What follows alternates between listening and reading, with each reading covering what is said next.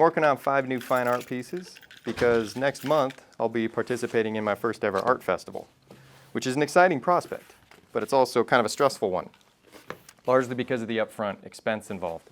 You know, to get all these pieces made and to get the booth and to get all the stuff that goes inside the booth, it's just a big investment, and that's a little intimidating. But as they say, you gotta spend money to make money, right? So, although, you know, when I think about it, I'm really not doing this to make money. That would be nice if I did, but I think there's better ways to make money out there. When you look at the Forbes 500 list of billionaires, I don't think there's a bunch of guys on there who made their fortune at local art festivals. But really, I'm doing this because it's my passion. You know, the print, the framed photographic print, that's my passion. And if you've seen my previous videos, you know how much the print means to me. That's really where I get my greatest satisfaction in photography. That's the end game. So really, this art festival is just a nice excuse to make some prints and feel really good about them. So I guess really, you know, you gotta spend money to pursue your passion. And that's what I'm doing. You may notice a theme with these prints. You know, they're very similar to each other in terms of color palette and even composition. And that was done very intentionally. You know, I wanted, when they're hanging on the wall, I want it to look like a cohesive body of work. Like they're all supposed to go together and like they're from the same artist. It kind of drives me nuts when I go into a gallery and I see that an artist has kind of just thrown what they think are their best pictures on the wall, but they don't really have any flow to it. There's no cohesiveness. They don't match with each other. It's just this weird mishmash of pictures. So that's why I went with kind of a similar theme. All of these were shot on film. These were 645 negatives, and these were 6x17 negatives. Transparencies, technically, because these were shot on Fuji Velvia 100 film. And I did drum scans this time, instead of scanning them on my Epson V750 as I've done previously. And I did that because as good as the Epson is, it ain't no drum scanner. And the quality is insane. I mean, the detail is unreal, the grain looks better, and the files are enormous, so I can print really big. This file alone, for this picture, was over 900 megapixels scanned, and the file was over 5 gigabytes. But I've got the prints, they're mounted, a lot more needs to be done. I did get the frames measured out, and they're being made as we speak. They should be ready in a couple of weeks. I'm doing float frames on these like I've done before. But the next step is making the risers for the back. So that's what I'm on to next. The prints are mounted on 3/4 inch gator board, and so they need a little extra riser in order to fit into the float frames. Now all of my prints are chromogenic prints, which means they're printed using light exposed to photosensitive paper, which is put through developer chemicals to create a true photographic print. This is a lot different than inkjet printing, which is just ink on paper. It baffles me that people want to buy these expensive, large format inkjet printers so they can print at home when there are pro labs out there doing far superior chromogenic prints for less money. So do yourself a favor and completely skip home printing. Find a pro lab that's doing chromogenic prints and go get yourself some real professional, higher quality prints done. While those risers are drying, I'll give you a little update on what else I've done so far. So a couple days ago I picked up the frames, got one of them right here, and they came out great. I'm real happy with them. Had to get signs made for the booth. Here's one of them, and I got a second one of these coming later this week. Had to design and order new business cards because I didn't like the old designs, so I got those. Also had to make placards for each one of the art pieces that has the title and the price and the size and all that information. I'm working on an info placard to go on the wall that tells how the pieces were made and the fact they were shot on film, not digital, and all that kind of stuff.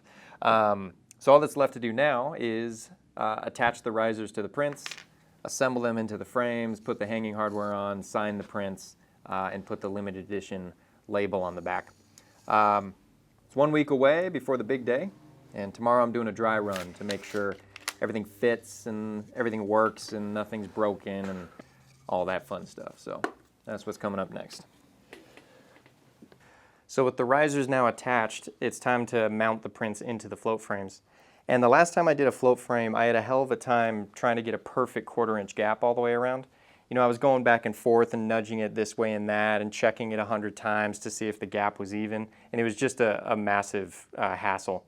But I got this great comment on my YouTube video. Someone chimed in and said, hey, why don't you use those tile spacers from Home Depot for when they lay tile to get the gap between the tiles?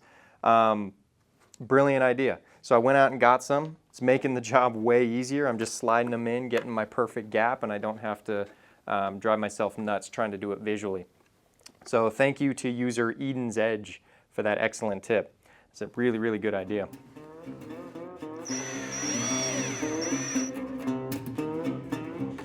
Once the artwork was assembled, it was time to do a dry run with my booth.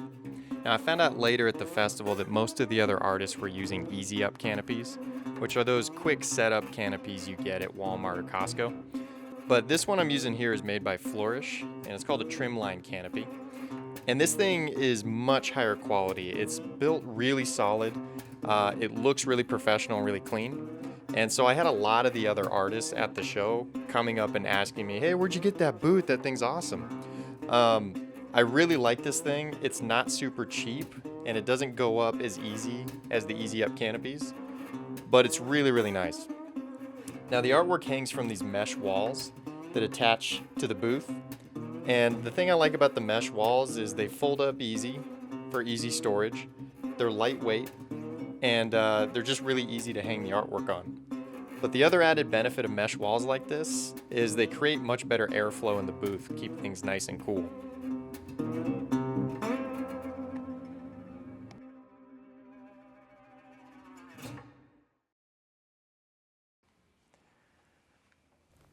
Well, just like that, the deed is done.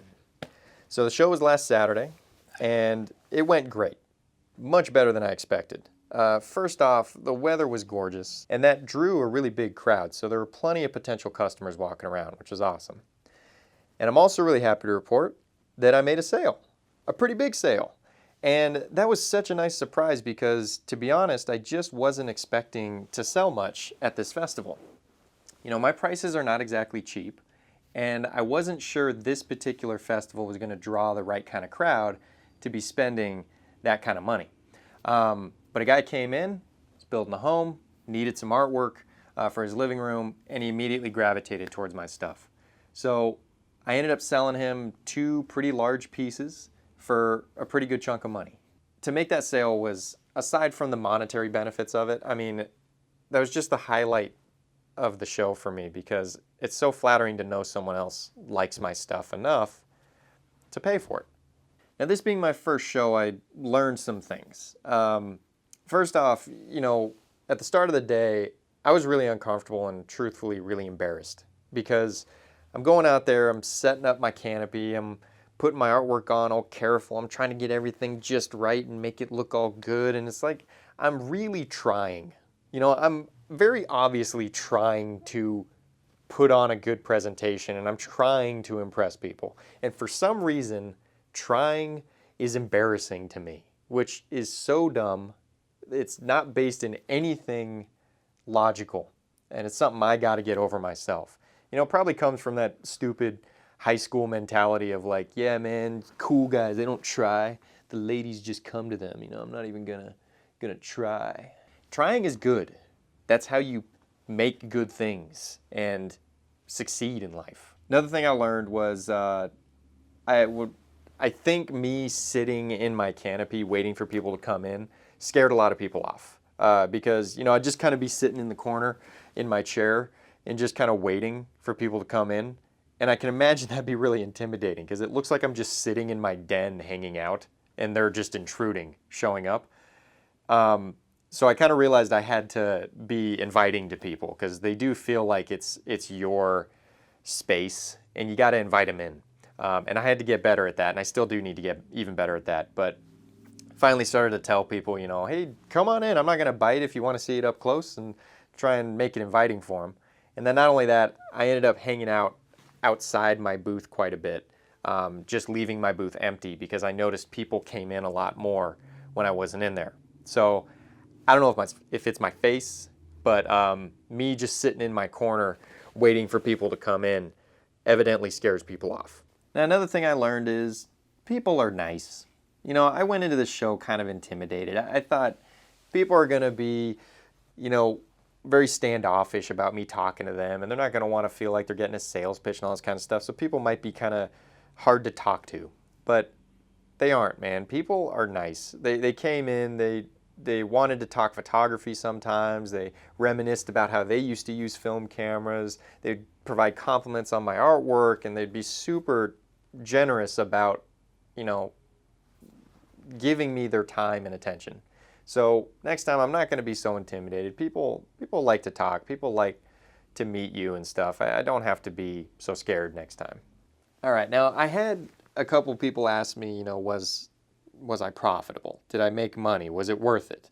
And my ultimate feeling on that is, who cares? That's really not the reason to do this. You know, if you're thinking of doing an art festival and you're unsure, you're probably not going to be profitable the first show. There's a lot of upfront costs. Just getting the canopy and the artwork and all that kind of stuff, it's really hard to turn a profit the first time. But here's the thing about that. Do it if you want to do it.